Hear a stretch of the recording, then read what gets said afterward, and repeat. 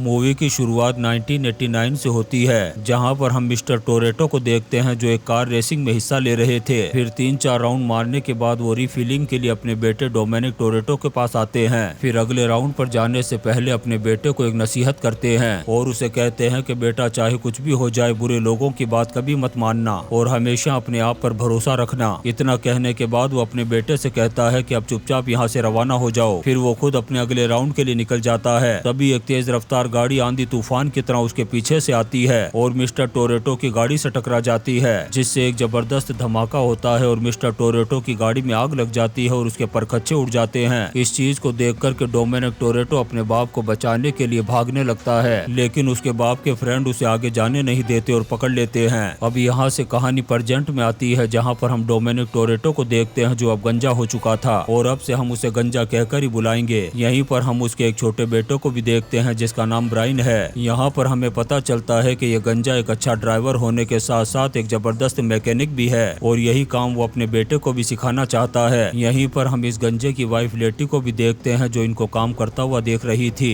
तभी इस गंजे को सामने से गाड़ी आती हुई दिखाई देती है। तब वो अपने बेटे को एक बॉक्स में छुपने के लिए कहता है और ये दोनों हस्बैंड वाइफ उस गाड़ी के सामने गन लेकर के खड़े हो जाते हैं। तभी इस गाड़ी में से 3 लोग बाहर निकलते हैं, जिसमें से एक का नाम तेज पार्कर, एक रोमन नाम का कालिया था और इनके साथ एक लड़की भी थी जिसका नाम रैमसी था। अपने दोस्तों को देख कर के ये गंजा कहता है कि अगर तुम लोग यहाँ पर आए हो तो जरूर इसके पीछे बहुत बड़ी वजह होगी। तब रैमसी अपना टेबलेट निकाल करके इस गंजे को एक वीडियो क्लिप दिखाती है, जिसमें हम नोबडी नाम के एक बूढ़े को देखते हैं। इस वीडियो में वो इन लोगों को बता रहा था कि हम जब अपने प्रोजेक्ट पर काम कर रहे थे तभी हमारे प्लान पर साइफर के लोगों ने हमला कर दिया कि अगर ये टेक्नोलॉजी उनके हाथ लग गई तो वो इस दुनिया का कबाड़ा करके इसे 5 रुपए किलो में बेच देंगे और उन साइफर के चूतिया लोगों से उस टेक्नोलॉजी को बचाने के लिए मुझे आप लोगों की जरूरत है। तभी नोबडी के पास साइफर का एक आदमी आता है और उसे अपने साथ ले जाता है और ये वीडियो क्लिप यहीं पर खत्म हो जाती है। यहाँ पर रैमसी इस गंजे से कहती है कि हमें उन लोगों की मदद जरूर करनी चाहिए। यहाँ पर ये गंजा रैमसी को एक डायलॉग मारते हुए कहता है कि अब उनके पास इतना टाइम नहीं है कि एरे गेरे नत्थु खैरों के लिए मैं अपनी जान को जोखिम में डालता फिरूं और वैसे भी मैं अब इन सारे कामों को छोड़ चुका हूँ, क्योंकि अब मेरी एक छोटी सी फैमिली है जिसके साथ मैं सुकून की जिंदगी गुजार रहा हूँ। तब रैमसी लेटी से कहती है कि नोबडी ने हमारी बहुत मदद की है, इसलिए हमें तो उन्हें बचाने के लिए जाना ही होगा। फिर वो इस गंजे से कहती है कि कल सुबह 8 बजे हम निकलने वाले हैं और अगर तुम्हारा इरादा बदल जाए तो तुम हमारे साथ आ जाना। फिर जब रात होती है तो हम लेटी को देखते हैं जो अपने बेटे ब्राइन के गले में एक लॉकेट पहनाती है और अपने डेड के साथ यहीं पर रहने के लिए कहती है। फिर वो उन लोगों के साथ नोबडी को बचाने के मिशन पर जाने के लिए तैयार होने लगती है और उधर वो गंजा उस वीडियो क्लिप को वापस से प्ले करके देखता है। तब जूम करने पर वो देखता है कि जो आदमी नोबडी को अपने साथ ले जा रहा था उसके गले में भी सेम वैसा ही लॉकेट था जैसा इस गंजे के पास था। और यहीं पर हमें पता चलता है कि इस गंजे का एक भाई और एक बहन भी है, जिसमें बहन का नाम मिया टोरेटो और भाई का नाम जेकब टोरेटो है और असल में वो जेकब टोरेटो ही था जिसने नोबडी को किडनैप कर रखा है। फिर अगली सुबह हम लेटी को देखते हैं जो अपने दोस्तों के साथ जाने के लिए प्लेन के पास पहुंच जाती है। तभी इन पहाड़ों के बीच में गड़गड़ाती आवाज में हमें एक गाड़ी आती हुई दिखाई देती है। तभी हम इस गंजे को देखते हैं जो अपने दोस्तों के साथ इस मिशन पर जाने के लिए यहाँ पर आ चुका था। अब ये सभी लोग उस जगह पर पहुंच जाते हैं जहाँ पर नोबडी के प्लेन का मलबा पड़ा हुआ था। यहाँ पर रैमसी उस प्लेन के सिस्टम को हैक करके प्रोजेक्ट एरिस के एक पार्ट्स को निकाल लेती है और इसका दूसरा पार्ट यूके के एडिनबर्ग में लाखों लोकर के बीच में पड़े हुए एक लोकर में रखा हुआ है। यहाँ पर ये सभी आपस में बातें करने लगते हैं कि साइफर आखिर इसको हासिल क्यों करना चाहती है। तभी यहाँ पर जेकब के गुंडे आ जाते हैं और इन पर अंधाधुंध गोलियां चलाना शुरू कर देते हैं। अब ये लोग जो नोबडी को बचाने के लिए यहाँ पर आए थे अभी अपनी जान बचाने के लिए भागने लगते हैं। तभी वो सारे गुंडे रोमन नाम के उस कालिया के पीछे लग जाते हैं, लेकिन इस कालिया के पास AK-47 था और उसने बुलेट प्रूफ जैकेट भी पहन रखा था। तब ये कालिया अपना कमाल दिखाता है और अपनी AK-47 की सारी गोलियां जेकब के 47 गुंडों के सीने में उतार देता है। उधर लेटी उस प्रोजेक्ट के एक पार्ट को लेकर के भाग रही थी। तभी एक दूसरी गाड़ी आकर के उसकी गाड़ी को उड़ा देती है। अब लेटी उछल कर के जमीन पर गिरती इससे पहले ही उसका गंजा आकर के उसे बचा लेता है। फिर यहाँ पर हमें इन दोनों भाइयों की जबरदस्त भिड़ंत देखने को मिलती है। यहीं पर हम एक कार चेजिंग सीन को देखते हैं। यहाँ पर जेकब अपनी गाड़ी को तूफान की तरह भगाते हुए एक पहाड़ी से जंप करवा देता है। तभी हम एक प्लेन को देखते हैं जो हाइपर फ्रीक्वेंसी मैग्नेट के जरिए से जेकब की गाड़ी को उड़ाकर के अपने साथ ले जाता है। फिर हम उस गंजे को देखते हैं जो जेकब का पीछा करते हुए अपनी गाड़ी को उसी पहाड़ी की तरफ ले जाता है, लेकिन आगे जाने पर वो पहाड़ी खत्म हो जाती है। लेकिन ये गंजा तो बहुत ही खतरनाक ड्राइवर था। ये एक पुल पर अपनी गाड़ी को टकरा करके उसकी रस्सी रस्सी की मदद से एक दूसरी पहाड़ी पर पहुंच जाता है। फिर ये सभी लोग बड़ी मुश्किल से अपनी जान बचा करके एक सेफ जगह पर पहुंच जाते हैं। यहाँ पहुंचने के बाद इस गंजे को अपनी पुरानी यादें परेशान करने लगती है और उसे पास्ट का सीन दिखाई देने लगता है कि जिस आदमी ने उसके बाप की गाड़ी को टक्कर मारी थी वो उसके पास ही खड़ा था। तब जेकब उस आदमी के पास जाकर के उसे लड़ने लगता है, लेकिन ये गंजा उसे रोक लेता है और कहता है कि तुम यहाँ से जाओ, इस साले को तो मैं देख लूंगा। जेकब के जाने के बाद वो आदमी इस गंजे को माँ बहन की गालियां देना शुरू कर देता है और कहता है कि साले टकले, अभी एक थप्पड़ मारा तो नानी याद आ जाएगी, भाग यहाँ से। ये सुनकर के इस गंजे को खतरनाक गुस्सा आ जाता है और उस आदमी के मुंह पर 2-4 पंच जमा देता है। तभी यहाँ पर पुलिस आ जाती है और इस गंजे को 2 साल के लिए जेल में डाल देती है। फिर सीन चेंज होता है और हम जेकब को देखते हैं जो उस प्रोजेक्ट एरिस के आधे पार्ट को लेकर के अपने पार्टनर ओटो के पास पहुंचता है और ये ओटो वही आदमी था जिसने साइफर को पकड़ रखा था। दरअसल ओटो यूके के एक बहुत ही अमीर आदमी का बेटा है, लेकिन ये इतना नालायक और घटिया है कि अपने बाप की कामयाबी से ही जलता है। इसीलिए वो ऐसा डिवाइस बनाना चाहता है ताकि दुनिया की हर ताकत उसके नाम से डरने लग जाए, जैसे गवर्नमेंट, मिलिट्री फोर्सेज और साथ ही स्पेशल कमांडोज भी। और इसी डिवाइस को बनाने के लिए इसे प्रोजेक्ट हैरिस चाहिए था और इस काम में उसकी मदद कर रहा था उस गंजे का भाई जेकब टोरेटो। लेकिन इस काम को करने के लिए उन्हें दुनिया की सबसे बड़ी हैकर की जरूरत थी और वो हैकर कोई और नहीं बल्कि साइफर थी। इसीलिए ओटो ने जेकब की मदद से हैरिस के पहले पार्ट को निकलवाया और अब वो साइफर की मदद से दूसरे पार्ट को हासिल करना चाहता है। उधर हम उस गंजे और उसके दोस्तों को देखते हैं जो आपस में बात कर रहे थे कि अगर हैरिस के दोनों पार्ट्स को हासिल कर भी लिया जाए तो भी बगैर की के उसे स्टार्ट नहीं किया जा सकता और वो की एक डीएनए है। यहाँ पर इन्हें पता चलता है कि जिस चाइनीज जोड़े ने इस प्रोजेक्ट एरिस को बनाया था उन्होंने इसे स्टार्ट करने के लिए अपने डीएनए को इस डिवाइस के साथ कंबाइंड कर दिया था और वो कपल इस वक्त टोक्यो में है और हमें टोक्यो जाकर के उस डीएनए को हासिल करना होगा ताकि जेकब उसके दोनों पार्ट्स को हासिल करने के बाद भी उसे कभी स्टार्ट न कर पाए। फिर हमें एक फ्लैशबैक सीन दिखाया जाता है जहाँ हम देखते हैं कि इस गंजे की मुलाकात रिको सैंटोस नाम के एक लड़के से होती है। यहाँ पर ये दोनों गाड़ी को रिपेयर करते हुए आपस में बात करते हैं कि अगर गाड़ी के फ्यूल टैंक से स्पार्कल को थोड़ी दूरी पर रखा जाए तो गाड़ी के तेज चलने की वजह से एक जबरदस्त ब्लास्ट हो सकता है। यहाँ पर इस गंजे को याद आता है कि आखिरी बार उसकी डैड की गाड़ी को जेकब ने ही रिपेयर किया था और हो सकता है कि उसने फ्यूल टैंक में कुछ गड़बड़ी कर दी हो और शायद इसी वजह से उनकी गाड़ी ब्लास्ट हो गई हो। इसके बाद जब वो जेल से निकलता है तब वो सीधा अपने भाई जेकब के पास पहुँचता है और उसे कहता है कि मुझे पता चल चुका है कि तूने ही डैड को मारा है। ये सुनकर के जेकब शॉक्ड हो जाता है, लेकिन ये गंजा यहाँ पर बात बदलते हुए कहता है कि क्यों ना हम दोनों के बीच में एक रेस हो जाए। अगर मैं जीत गया तो तू हमेशा के लिए इस घर को छोड़ कर के चला जाएगा और अगर तू जीता तो मैं इस घर को छोड़ दूंगा। और अब इसी शर्त के साथ इन दोनों के बीच में एक जबरदस्त रेस शुरू हो जाती है। लेकिन यहाँ पर इस गंजे के दिमाग में सिर्फ एक ही बात घूम रही थी कि आखिर जेकब ने डैड को मारने की प्लानिंग क्यों बनाई थी। अब इसी गुस्से में गाड़ी चलाते हुए ये गंजा उस रेस को जीत जाता है और अब जेकब हमेशा के लिए इस घर और इस गंजे को छोड़कर के अपने दूसरे रास्ते पर निकल जाता है। उधर हम लेटी और मिया को देखते हैं जो टोक्यो में उस चाइनीज जोड़े के पास पहुंचते हैं जिन्होंने उस प्रोजेक्ट एरिस को बनाया था। तभी यहाँ पर जेकब के गुंडे आ जाते हैं और इन पर हमला कर देते हैं। तब एली नाम की एक लड़की बीच में आती है और उन गुंडों से इनको बचाती है। फिर हम एक स्नाइपर को देखते हैं जो उन सभी गुंडों को मार करके उनका काम तमाम कर देता है। यहाँ पर हमें पता चलता है कि ये स्नाइपर कोई और नहीं बल्कि हान लियो था और हान वही है जो टोक्यो ड्रिफ्ट में मारे गए थे डेकर्ड शो की तरफ से। और ये सारा प्लान नोबडी ने बनाया था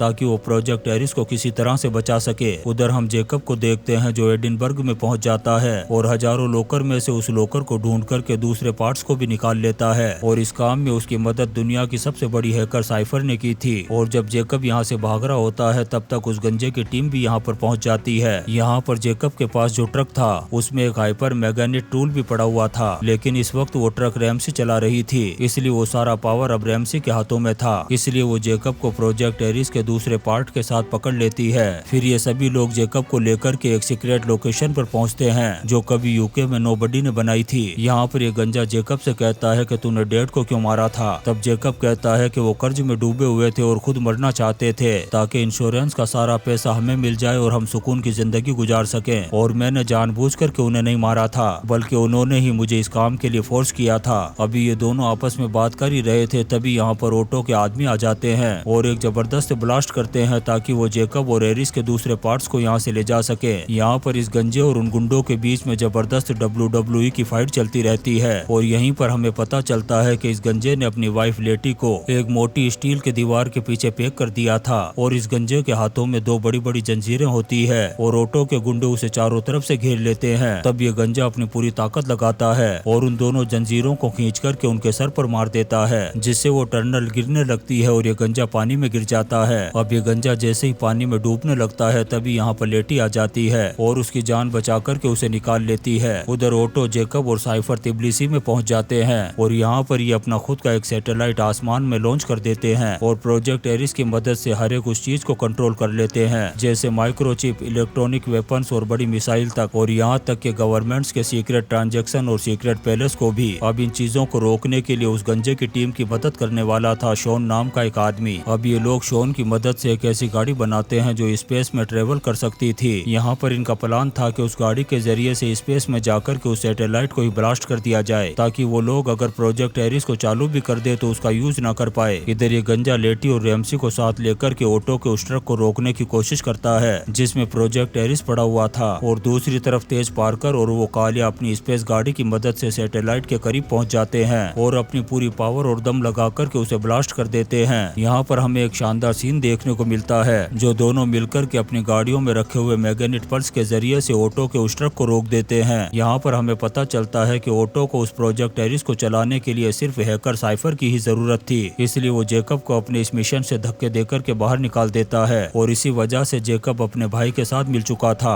उधर से साइफर अब इन लोगों पर मिसाइलों से हमले कर देती है, लेकिन ये गंजा कोई मामूली आदमी नहीं था। ये उस ट्रक को ले जाकर के पहाड़ी से जंप करवा देता है, जिसका आधा हिस्सा टूट करके उस प्लेन से टकराता है जिसको साइफर चला रही थी। तभी हमें पता चलता है कि वो प्लेन नहीं था बल्कि वो तो ड्रोन था। साइफर तो कहीं और ही बैठ करके उसे ऑपरेट कर रही थी। और इसी के साथ ये शानदार मूवी F9 द फास्ट सेगा खत्म हो जाती है। दोस्तों, हम आपके लिए ऐसी ही इंटरेस्टिंग मूवीज एक्सप्लेन करते रहेंगे, तो आप चैनल को सब्सक्राइब जरूर करें और लाइक और कमेंट्स भी करें। थैंक